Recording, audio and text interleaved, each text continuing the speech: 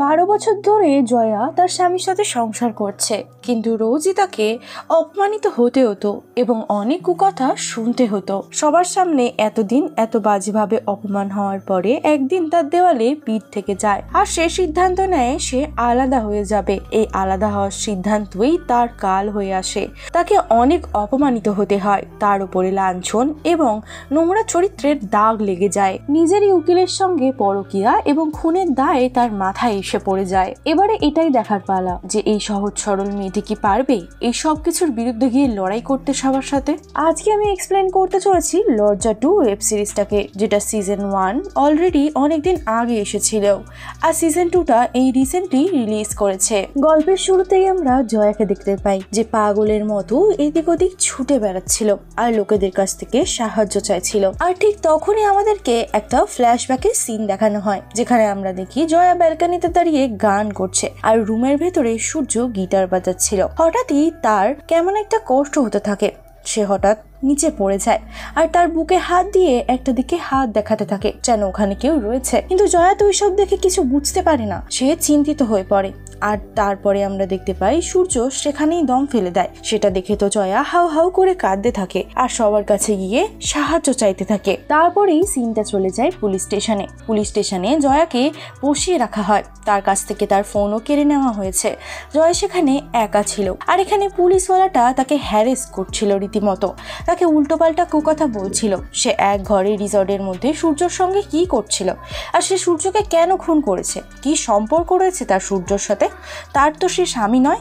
এটা জানার পরে তো অফিসার তাকে আরো চেপে ধরে। আর তখনই সেখানে একজন বড় উকিল আসে, তার নাম হচ্ছে সুমিত সান্যাল। সে অফিসারকে এইভাবে কথা বলতে দেখে অফিসারকে বলে সে মেয়েটিকে কেন এভাবে অপমান করছে। এরপরে অফিসারটি চুপ হয়ে যায়। তারপরে সুমিত জয়াকে বলে সে যেন তার বাড়ির লোক কাউকে এখানে ডেকে পাঠায়। তারপরে সে পুলিশের কাছ থেকে ফোন নিয়ে তার বান্ধবীকে কল করে আর সে মধুকে সবটা জানায়। আর মধু তখন কোনো কারণে হসপিটালে ছিল। সে তো এইসব শুনে খুব বেশি অবাক হয়ে যায়। সে জয়াকে বলে আমি তাড়াতাড়ি করে তোমার কাছে আসছি। আর তার কিছুক্ষণ পরে আমরা পার্থকে দেখতে পাই। তাকে আমরা দেখি তার উকিলের কাছে। সে তার কেসটা হেরে যাওয়ার কারণে উকিলকে অনেক গালাগাল খিস্তি করতে থাকে আর সেই কারণে তার উকিলও তাকে এভাবে বলতে বারণ করে, কিন্তু সে তো তাকে ছেড়ে কথা বলে না। সেখান থেকে তার ফাইল নিয়ে সে বেরিয়ে চলে যায়। তারপরে আমরা মধুকে দেখতে পাই যে কিনা গাড়িতে বসে স্নেহা নামক একজনকে কল করছিল আর তাকে ফোন করে জানায় যে একটা ব্যাড নিউজ রয়েছে। আর স্নেহা তো এই সব কিছু শুনে খুব বেশি শকড হয়ে যায়। তারপরে সিনটা চেঞ্জ হয়, আমরা দেখতে পাই পার্থ তার অফিসে যায় আর পার্থর কাছে থানার মধ্যে অফিসারের ফোন আসে। সে বলে আপনার ওয়াইফ জয়া এখন পুলিশ স্টেশনে বসে রয়েছে। সে এখানে হয়তো তার বয়ফ্রেন্ডের সাথে এসেছিল, কিন্তু তার বয়ফ্রেন্ড মারা গিয়েছে আর সে ধরা পড়ে গিয়েছে। সে যেন তাড়াতাড়ি করে এখানে চলে আসে। এইসব শোনার পরে তো পার্থ তখন ফোনের মধ্যে জয়াকে উল্টোপাল্টা করে গালাগাল করতে থাকে। পার্থ যখন ফোন কাটে তার কলিগ তাকে জিজ্ঞাসা করে কি হয়েছে, ফোনের মধ্যে এত গালাগাল করছো কেন, কাকে করছো? তখন সে বলে যে ওই জয়া তার আশিকের সাথে ধরা পড়েছে রে। সে আরো বাজেভাবে কথা বলতে থাকে আর বলতে থাকে যে সে তো জানতো জয়া একটা খারাপ মহিলা। তখন তার কলিগ তাকে বলতে থাকে সে যেন অফিসের মধ্যে এইসব অ্যাবিউজিভ ল্যাঙ্গুয়েজ ইউজ না করে। এরপরে পার্থ জয়ার বাড়িতে কল করে দেয় তার দাদার কাছে আর তাকে সবটা জানিয়ে দেয় যে তার বোন এভাবে একটা জায়গায় একটা ছেলের সাথে ধরা পড়ে গিয়েছে আর সেখানে এখন পুলিশ কেস হয়ে গিয়েছে খুনের মামলাতে। তাই জন্য তারা যেন তাড়াতাড়ি করে সেখানে পৌঁছে যায়। তারপরে সিনটা চেঞ্জ হয়, আমরা মধুকে দেখতে পাই সে তাড়াতাড়ি করে পুলিশ স্টেশনে আসে। তাকে দেখে তো জয়া জড়িয়ে ধরে কান্না করতে থাকে। মধু তখন অফিসারকে বলে সে সূর্যর লাশ দেখতে চায়। তখন অফিসারটি বলে তার পরিবারের কাউকে তার লাশ শনাক্ত করা হবে। তখন মধু বলতে থাকে তাকে শনাক্ত করার জন্য কেউ আসছে। তখন জয়া জিজ্ঞাসা করে কে আসছে, কারণ সূর্যর তো কেউ ছিল না। তখনই মধু বলে একজন আসছে। তখনই আমরা স্নেহাকে দেখতে পাই। স্নেহা তখন তার সাথে হওয়া সূর্যর লাস্ট কথা মনে করতে থাকে। তখনই আমরা জানতে পারি স্নেহা হলো সূর্যর ওয়াইফ, কিন্তু সে তার গর্ভের বাচ্চাকে কোনো কারণে নষ্ট করে ফেলেছিল, যার কারণে এটা যখন সূর্য জানতে পারে সে খুব ঝামেলা করে, কারণ সে চেয়েছিল যে তারা বাবা মা হবে, কিন্তু তার ওয়াইফ চাইছিল যে তারা দুজন কেরিয়ারে ফোকাস করুক। কিন্তু স্নেহা এই স্বপ্নটা তার থেকে কেড়ে নিয়েছে আর সেই কারণে সে স্নেহার উপরে অনেক রেগেছিল। আর এক পর্যায়ে সূর্যের রাগ এতটাই বেড়ে গিয়েছিল যে তারা দুজন ডিসাইড করেছিল যে তারা ডিভোর্স নিয়ে নেবে। এই কারণে তারা আলাদা থাকছিল, যদিও বা আইনি পদক্ষেপ হিসাবে তারা এখনো স্বামী স্ত্রী রয়েছে। তখন স্নেহা বলে, তুমি কেন চলে যাচ্ছ? তোমার জীবনে কি অন্য কেউ এসেছে? যদি তোমার জীবনে অন্য কেউ আসে আমি কিন্তু সেটাকে একদম সহ্য করব না। আমি একমাত্র যে তোমার জীবনে থাকবো। আর এইসব বলার পরে সূর্য সেখান থেকে চলে যায়। এরপরের সিনে আমরা মধু এবং জয়াকে দেখতে পাই, যাদেরকে নিয়ে পুলিশ অফিসারটি রিসর্টে চলে আসে আর তাকে এসে জিজ্ঞাসাবাদ করতে থাকে। তখন মধু তাকে জানায় জয়া দুদিন ধরে তার বাড়িতে ছিল আর আগের দিনই তারা তিনজন মিলে আড্ডা দিচ্ছিল। তখন হঠাৎ করে ডিসাইড হয় তারা এখানে ঘুরতে আসবে। এখানে আসার পরেই তাদের একটা রাত্রির থেকে আজকে সকালে চলে যাওয়ার কথা ছিল। আর সন্ধ্যার দিকেই তার একটা কল আসে আর সে জানতে পারে তার একজন অসুস্থ রয়েছে, তার জন্য তাকে এক্ষুনি সেখান থেকে চলে যেতে হবে। তবে জয়ার যেহেতু মেন্টাল অবস্থা একদমই ভালো ছিল না, তাই জন্য তাদের দুজনকে সেখানে রেখে গিয়েছিল। আর আমি নিজে 6টার দিকে এখান থেকে বেরিয়ে যাই। এইসব শোনার পরে অফিসারটি বলে মধু কি এখানে দুজনের ম্যাচ মেকিং এর কাজ করছিল? এই কথা শোনার পরে মধু অনেক রেগে যায়, বলতে থাকে কি আজে বাজে কথা বলছেন আপনি? তাদের এখানে বন্ধু মারা গিয়েছে, সে পুরো ব্যাপারটা নিয়ে মজা করছে। তখন অফিসারটি বলতে থাকে মজা তো তারা সমাজ নিয়ে করছে, এইভাবে দুজন ছেলে মেয়ে একসাথে কিভাবে থাকতে পারে? সে যখন এসব কথা বলছিল তখনই সেখানে পার্থ চলে আসে আর সে এসে জয়াকে বাজারি মহিলা, নোংরা মহিলা আরো নোংরা নোংরা কথা বলতে থাকে। সেখানে অফিসারটিও তাকে সম্মতি দিচ্ছিল। তারপরে আমরা দেখতে পাই যে পার্থ বলে যে আমার দেরি হয়ে যাচ্ছে, আমাকে তাড়াতাড়ি যেতে হবে। তখন অফিসারটি জানায় আমরাও আরেকজনের জন্য ওয়েট করছি। তখন পার্থ বলে সেটা কে? তখন অফিসারটি জানায় যে সূর্যর ওয়াইফের জন্য। এটা শোনার পরে তো জয়াও পুরোপুরি অবাক হয়ে গিয়েছিল, কারণ সে তো জানতো যে সূর্য একা। এরপরে স্নেহা সেখানে পৌঁছে যায়। তখন মধু তাকে জড়িয়ে ধরে। এরপরে অফিসার জিগরা তাকে জিজ্ঞাসা করে সে তো সূর্য স্ত্রী তাই না? আর তার স্ত্রী জানায় যে তারা এতদিন সেপারেশনে ছিল। তখন জিগরা মানে অফিসারটি জানায় যে এতক্ষণ তারা মেয়েদেরকে খারাপ বলছিল, কিন্তু ছেলেরাও কিন্তু কম যায় না। এত সুন্দর ওয়াইফ থাকতে সে একজন বিবাহিত মহিলাকে নিয়ে ফুর্তি করতে চলে এসেছে। এইসব শোনার পরে স্নেহা জিজ্ঞাসা করে মধুকে সে কি ছিল না তার হাজবেন্ডের সাথে? কে ছিল তার হাজবেন্ডের সাথে? তখন অফিসারটি জানায় এই যে এই মহিলা ছিল। তখন স্নেহা অনেক রাগ নিয়ে জয়ার দিকে তাকিয়ে থাকে। এরপরে আমরা দেখতে পাই জয়ার ভাই এবং তার বৌদি গাড়ি করে সেখানে আসতে থাকে। তখন অজয় অলরেডি জয়াকে নিয়ে অনেক বাজে বাজে কথা বলছিল। জয়া তাদের পরিবারের কথা একটুও ভাবলো না, তাদের সম্মানের কথা একবারও ভেবে দেখলো না। একটা অচেনা ছেলের সাথে এত দূরে চলে গিয়েছে। তার বৌদি তখন তাকে বলেন যে এত খারাপ কথা বলো না গো, তার সাথে কি হয়েছে তা আমরা জানি না, সেখানে কি হয়েছে না জেনে আমরা কিছু বিচার করতে পারি না এভাবে। কিন্তু অজয় তো কোনো কথাই শোনে না তার। তারপরে রাতের বেলা তারা সেখানে পৌঁছায়। তখন পার্থ অজয়কে বলতে থাকে তার বোনের কাছ থেকে তার হয়তো এখন অনেক প্রাউড ফিল হচ্ছে তাই না? তার বোন একটা নোংরা বাজারি মেয়ে। তখন অজয় তাকে বলে তুমি মুখের ভাষা ঠিক করে আমার সাথে কথা বলো। এরপরে সে পুলিশের কাছে জানতে চায় যে কি হয়েছে। তখন পুলিশ সেই হোটেলের ম্যানেজারকে ডেকে পাঠায়। তখন ম্যানেজারটি জানায় যে তারা 2টো রুম বুক করেছিল থাকার জন্য। রাতের বেলা 6টার সময় মধু সেখান থেকে বেরিয়ে যায়। তারপরে একটা রুম থেকে ডিনারের জন্য কল করা হয় আর তারা রুমেই খাবার নেয়। এইসব শোনার পরে সে জিগরা বলতে থাকে তার মানে তারা দুজনে এক রুমেই ছিল। তখন জয়া বলে যে সূর্য বলেছিল বাইরে না গিয়ে এক রুমে ডিনার করে নেওয়াই বেটার হবে, আর এমনি অনেক টায়ার্ড লাগছে। তারপরে এইসব কথা শোনার পরে পার্থ বলে তাহলে সূর্য আর যা যা বলেছিল সেগুলোও নিশ্চয়ই তুমি করে নিয়েছো। এই সব কথা শুনে মধু তার বরকে চুপ করতে বলে। আর অন্যদিকে আমরা দেখতে পাই স্নেহা তখন পুলিশ অফিসারকে জিজ্ঞাসা করে সে একজন উকিল, সে কি জয়াকে কিছু প্রশ্ন করতে পারবে? তখন স্নেহা জয়ার কাছে যায় এবং তাকে জিজ্ঞাসা করে ঘটনা যখন ঘটে তারা এক রুমে কি করছিল। জয়া তখন জানায় যে সে গান গাইছিল ব্যালকনিতে দাঁড়িয়ে আর সূর্য ঘরে গিটার বাজাচ্ছিল। স্নেহা তখন জিজ্ঞাসা করে যে এটা কোন সময়ের কথা। জয়া তখন জানায় যে রাতে 3:30 বাজে। তখন এটা শুনে তো স্নেহা খুবই উত্তেজিত হয়ে যায় এবং বলতে থাকে তাকে দেখে কি তার বোকা বলে মনে হয়? তখন জয়া বলতে থাকে তারা সত্যিই গান গাইছিল, কিন্তু স্নেহা বিশ্বাস করে না। সে বলে যে তুমি এক রাতের জন্য কত টাকা নাও? জয়া তো তখন এইসব কথা শুনে খুবই কাঁদতে থাকে। এইসব নোংরা নোংরা বাজে বাজে কথা সে তো সহ্য করতে পারছিল না। এরপরে আমরা দেখতে পাই এই নিউজটা গোটা মিডিয়াতে ছড়িয়ে গিয়েছে। সবাই জয়া আর সূর্যের মধ্যে কোনো শারীরিক সম্পর্ক ছিল সেই নিয়েই কথা বলছিল। আর এগুলো জয়ার শাশুড়ি দেখতে থাকে। যখনই সেখানে জয়ার মেয়ে চলে আসে তখনই সে তাড়াতাড়ি করে টিভিটা বন্ধ করে দেয়, কিন্তু শুধু সেখানে তার মায়ের নাম শুনে নিয়েছিল। এই কারণে সে টিভিটা অন করতে বলে। আর সে জোর করে টিভিটা অন করে নেয়। আর তখনই টিভিতে সে সেই নিউজটা দেখতে পায়। এটা দেখে তো খুব বেশি শকড হয়ে যায় সে। এরপরে আমাদেরকে দেখানো হয় সবাই সেই রাতের জন্য সেই হোটেলে থেকে যায়, কারণ কালকে সূর্যর পোস্টমর্টমের রিপোর্ট আসবে। তারপরে আমরা রাত্রেবেলা জয়া এবং মধুকে দেখতে পাই, যেখানে মধু তাকে বলে সে যেন খেয়ে নেয়, কারণ কালকে তার উপর দিয়ে অনেক ধকল যাবে। তখন জয়া তাকে জিজ্ঞাসা করে, সে তো জানে যে তার আর সূর্যর কোনো সম্পর্ক ছিল না। তখন মধু বলে, আমি জানি, তবে আমি এখন কিচ্ছু বুঝতে পারছি না যে তারা রুমে কেন খাবার অর্ডার করলো, আর তারা রাতে একসাথে কেন রুমে বসেছিল। জয়া তাকে জিজ্ঞাসা করে সেও কি তাকে অবিশ্বাস করছে। মধু তখন বলে, না, আমি তোমাকে অবিশ্বাস করছি না, কিন্তু সূর্য জয়াকে পছন্দ করত।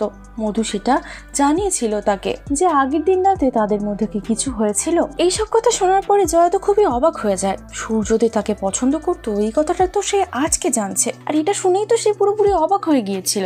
এরপরে আমরা স্নেহাকে দেখতে পাই, যে কিনা তার অ্যাসিস্ট্যান্টকে ফোন করে বারাসাত কোর্টের পার্থ এবং জয়ার কেসের ফাইল বার করতে বলে। এরপরে সকাল হয়ে যায়। জয়া বাইরে বেঞ্চে বসে বসে ভাবছিল সূর্যর সাথে কাটানো শেষ মুহূর্তগুলোকে।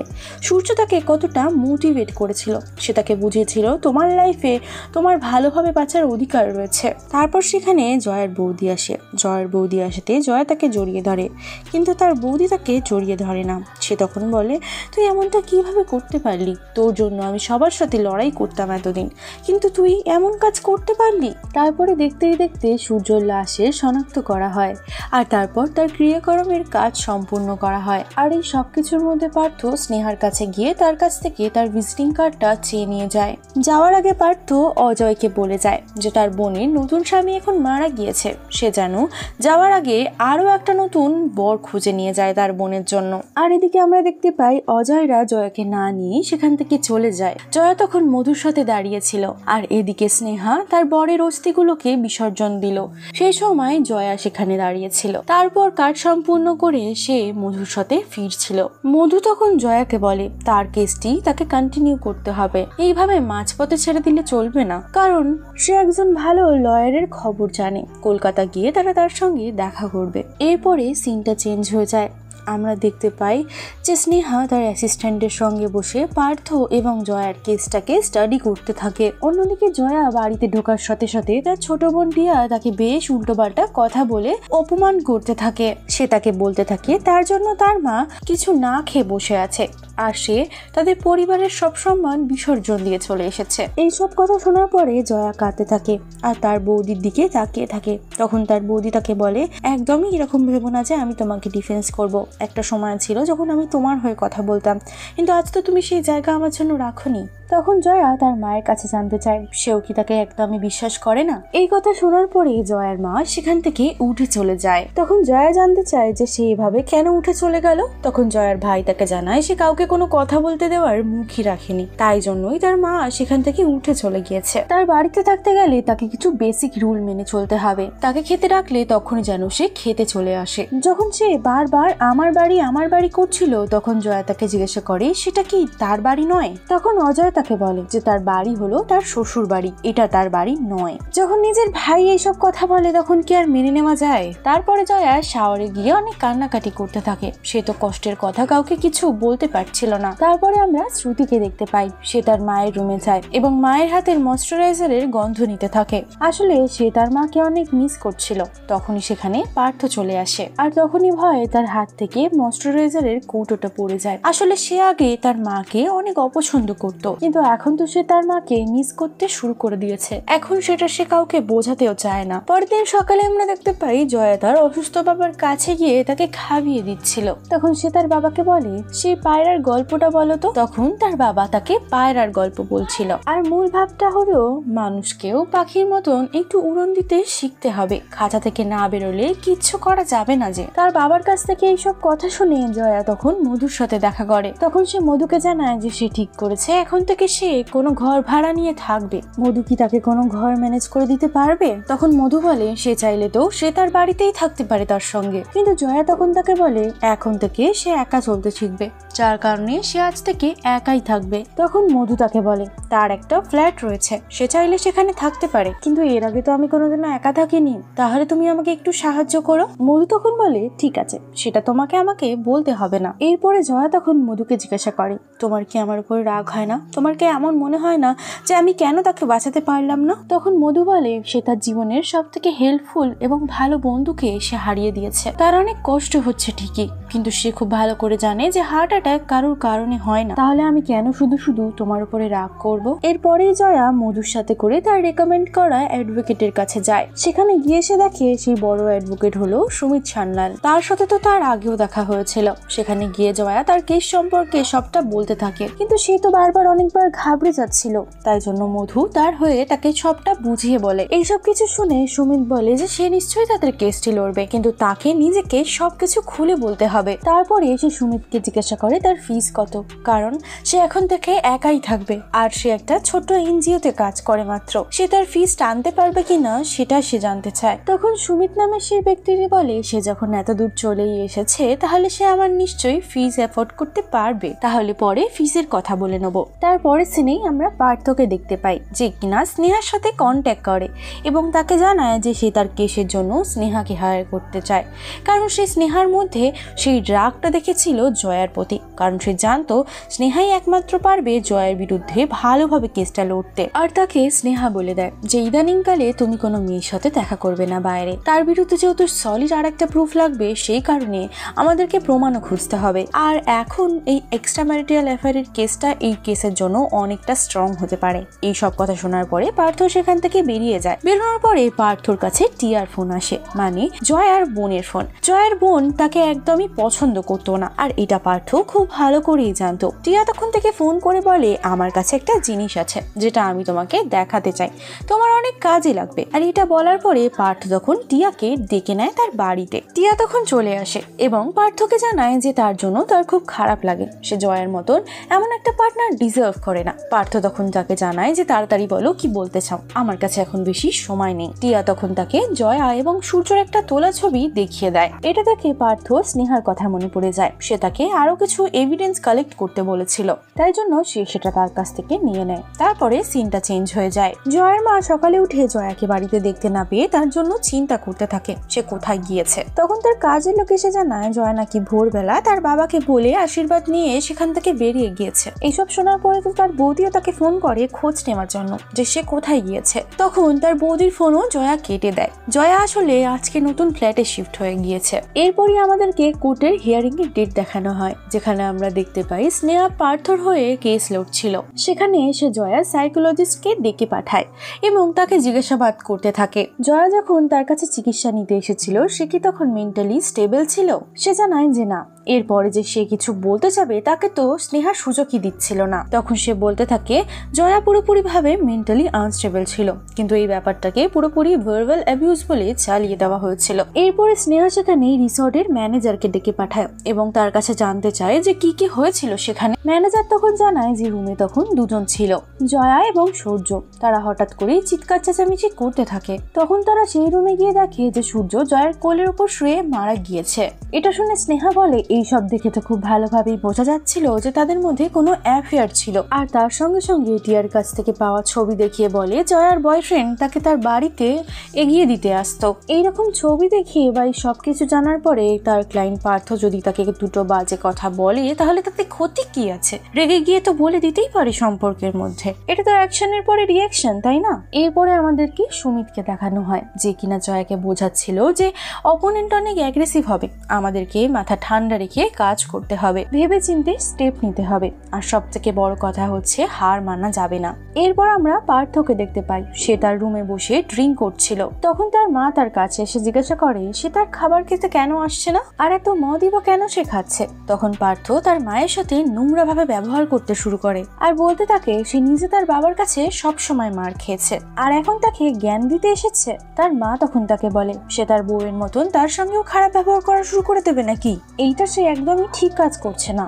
এই বলে সে সেখান থেকে চলে যায়। এরপরে আমাদেরকে জয়াকে দেখানো হয় সে এখন বাড়িতে একাই থাকে। রাতে গলির মধ্যে থাকা কিছু খারাপ ছেলেরা তাকে বড্ড বিরক্ত করতে থাকে, তার জানালায় ঢিল ছুঁড়ে মারে এবং উল্টোপাল্টা আওয়াজও করতে থাকে, যার জন্য জয়া খুব বেশি ভয় পেয়ে যায়। সে তো সারাটা রাত ঠিকভাবে ঘুমাতেই পারে না। সকালে কোনো মতে তার একটুখানি ঘুম হয়, কিন্তু এরপরে উঠেই তাকে কোর্টের হিয়ারিং এর জন্য বেরিয়ে যেতে হয়। সেখানে যাওয়ার পরে দেখা যায় কাঠগড়াতে আজকে অজয়কে ডাকা হয়েছে। তার ভাইয়ের কাছে এখন এটা জানতে চাওয়া হয় যে সেদিন তার বোন ডাক্তার দেখাতে গিয়ে ঠিক কি করেছিল। তখন অজয় স্নেহাকে জানায় যে তার বোন সেখানে থাকা পাগলদেরকে দেখে ভয় পেয়ে গিয়েছিল, সেই জন্যই সে সেখান থেকে বার হয়ে দৌড়ে দৌড়ে পালিয়ে যাচ্ছিল। আর সেই সময় সে আর পার্থ মিলে তাকে আটকেছিল। স্নেহা তখন এটা নিয়েও বলতে থাকে যে যেই হাজবেন্ড তার ওয়াইফকে বাঁচানোর জন্য রাস্তায় দৌড়াতে পারে আর সেই হাজবেন্ডের উপরেই আজকে আরোপ লাগানো হচ্ছে। এই সব কিছুর পরে সুমিত তখন জয়াকে কাঠগড়ায় ডাকে এবং তাকে জিজ্ঞাসা করে সে কি তার কাছে একাই যেত এবং তার মেয়েকে স্কুলে ছাড়তে একাই যেত। তখন জয়া তাকে বলে হ্যাঁ, এবং তখন সুমিত জাজকে বলে যে একটি মহিলা এতগুলো জায়গায় একা যাচ্ছে তার দায়িত্ব নিয়ে, সে যদি একদিন না বলে কাউকে যায় তাহলে সে চরিত্রহীন হয়ে গেল। আর একজন লোক যদি তাকে বাড়ি অব্দি লিফট দেয় তাহলে তাতে কি সমস্যা, এটা তো করতেই পারে কেউ। এটার মানে তো এটা নয় যে তার সঙ্গে তার কোনো সম্পর্ক রয়েছে। এরপরে আমরা দেখতে পাই জয়া তার মেয়ে স্কুলে যায়, কারণ আজকে তার মেয়ের পরীক্ষার দিন ছিল। এই কারণে সে তার মেয়ের জন্য পরীক্ষায় যেসব জিনিস লাগে সেই সব জিনিস কিনে নিয়ে সে সিকিউরিটি গার্ডের হাতে দিয়ে দেয়। এরপরে আমরা দেখতে পাই স্কুলের শেষে তখন সে ওয়াচম্যানের কাছ থেকে সেই হ্যাম্পারটা নিয়ে নেয় এবং বাড়ি ফিরে তখন সে তার মায়ের দেওয়া গিফটটা খুলে দেখে। আর এই সবকিছুর মধ্যে সে একটা নোটপ্যাডও পেয়েছিল যেখানে তার মা তার জন্য একটা মেসেজ ছেড়ে রেখেছিল। সে লিখেছিল সে যেন অনেক ভালো করে পরীক্ষা দেয় আর যেন ঠিক মতো খাওয়া দাওয়া করে। আর এইসব দেখার পরে তার মেয়ে ভাবতে থাকে তার মা তার জন্য এত চিন্তা করে, অথচ তার মা যখন তার কাছে ছিল সে তার সাথে কত দুর্ব্যবহারই না করেছে। এরপরেই দেখানো হয় জয়া তার অফিসে ছিল, সেখানে বসে সে মন দিয়ে কাজ করছিল। তখনই তার বৌদির কল তার কাছে আসে। তখনই সে জানতে পারে তার বাবার অনেক শরীর খারাপ হয়েছে, যার কারণে তাকে হসপিটালে অ্যাডমিট করা হয়েছে। এটা শুনে তো জয়া অনেক বেশি ভয় পেয়ে যায়। সে তাড়াতাড়ি করে হসপিটালে চলে যায়, কিন্তু সেখানে গিয়ে সে দেখতে পায় যে তার বাবা তো অলরেডি মারা গিয়েছে। তার তো এটা দেখে পুরো কষ্টে বুক ভেঙে যাচ্ছিল। মারা যাওয়ার আগে তার বাবার সাথে সে একটাবারের জন্য দেখা পর্যন্ত করতে পারলো না। এরপরে তার বাবার সব কাজ তারা একসাথে সারে এবং তারপর সে সেখান থেকে চলে আসছিল। তখন তার ভাই তাকে বলে তার বাড়ির অ্যাড্রেস তাকে বলতে, সে তাকে এগিয়ে দিয়ে আসবে। তখন জয়া তাকে বলে সেই দিন যখন সে সেখানে একা ছিল সেদিন তো তারা তাকে ফেলে চলে এসেছিল,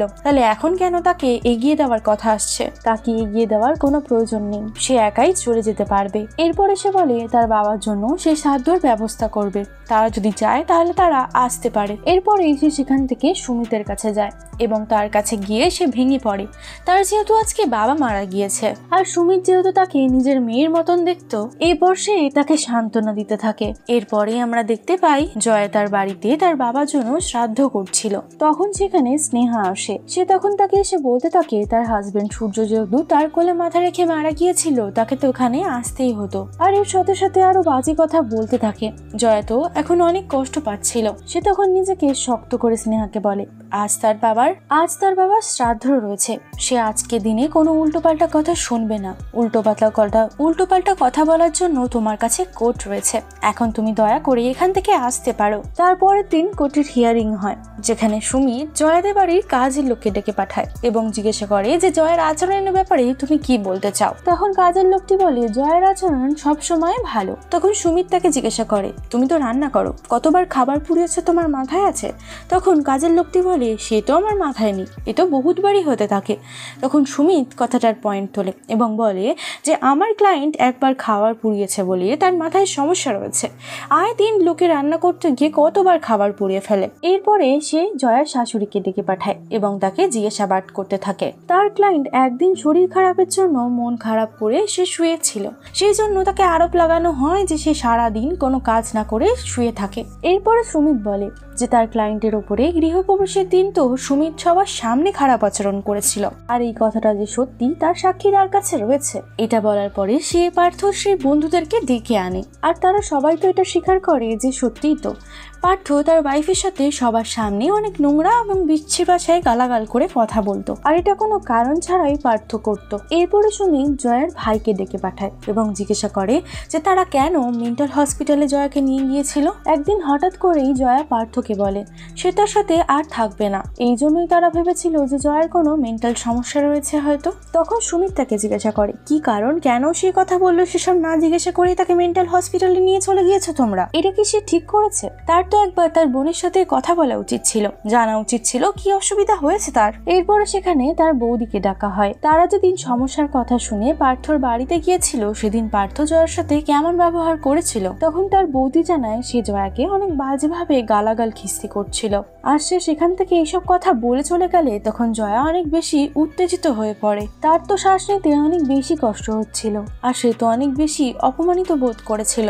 এরপরেই শ্রুতি জয়ার কাছে আসে, তখন সে ভুল করে তার গায়ে ল্যাম্প ছুঁড়ে মারে, কিন্তু সে এটা একদমই ইচ্ছা করে করেনি। সে ইচ্ছা করে ল্যাম্প ছুঁড়ে মেরেছিল ঠিকই, কিন্তু সেটা ভুল করে শ্রুতির গায়ে গিয়ে লাগে। এরপরে সুমিত বলে জয়া যে সেদিন তার মেয়ের গায়ে ল্যাম্প ছুঁড়ে মেরেছিল সেটাও নিশ্চয়ই পার্থর উত্তেজিতর কারণেই হয়েছিল। এরপরে কি হয়েছিল তখন সুমিত জানতে চায়। তখন তার বৌদি জানায় যে এরপরে পার্থ জয়ার হাত বেঁধে রেখেছিল আর দরজা লক করে দিয়েছিল বাইরে থেকে। এটা শোনার পরে সুমিত বলে যে এইভাবে তাকে সেদিন অত্যাচার করা হয়েছিল এটাকে কি কোনোভাবে স্বাভাবিক বলে। এরপরে কোর্টে কিছু সময় বিরতি দেওয়া হয়। তখন কোর্টের বাইরে জয়ার সাথে তার ভাই কথা বলতে আসে। তখন তার ভাই তাকে বলতে থাকে সে কেসটি যেন জিতে যায়, সে তার কষ্ট বুঝতে পেরেছে, সে যেন শেষ অব্দি স্ট্রং থাকে। এরপরে আমরা শ্রুতিকে দেখতে পাই, সে তার মাকে দেখে আর সামলাতে পারে না, সে দৌড়ে তার মায়ের কাছে এসে জড়িয়ে ধরে এবং বলতে থাকে যে সে যেন আর তার থেকে দূরে না যায়, সে তার মাকে ছাড়া আর থাকতে পারছে না।